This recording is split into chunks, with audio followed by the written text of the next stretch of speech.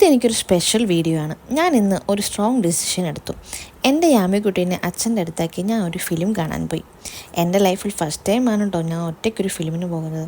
അങ്ങനെ അതും സംഭവിച്ചു. ഒറ്റയ്ക്ക് വാഴ 2 കാണാൻ പോയി ഞാൻ. ഈ അടിപൊളി ഫിലിം എങ്ങനെയാണ് തിയേറ്ററിൽ പോയി കാണാതിരിക്കുക? ഫിലിം കണ്ടിറങ്ങി നേരെ ഓട്ടോ പിടിച്ച് വീട്ടിലെത്തി. അപ്പോൾ ദാ യാമിയും അച്ഛനും ചില്ല് ചെയ്ത് കിടക്കുന്നു. അപ്പോൾ എനിക്ക് മനസ്സിലായി എൻ്റെ ഡിസിഷൻ തെറ്റിയില്ല എന്ന്. യാമി ഹാപ്പി ആയിരുന്നു. ഓൾമോസ്റ്റ് 1 വർഷത്തിന് ശേഷമാണ് ഞാനൊന്ന് ഒറ്റയ്ക്ക് പുറത്തു പോയത്.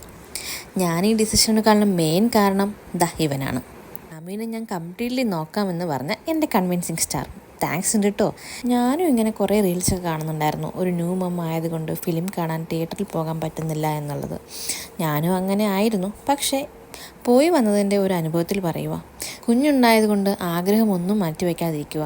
പറ്റുകയാണെങ്കിൽ ഇതുപോലുള്ള ചെറിയ ചെറിയ ആഗ്രഹങ്ങളൊക്കെ സാധിക്കാൻ നോക്കുക. ഈ വീഡിയോ കാണുന്ന നിങ്ങൾ ഒരു പുതിയ അച്ഛനാണോ? എന്നാൽ നിങ്ങളുടെ ഭാര്യനെ ഒന്ന് സപ്പോർട്ട് ചെയ്തൂടെ?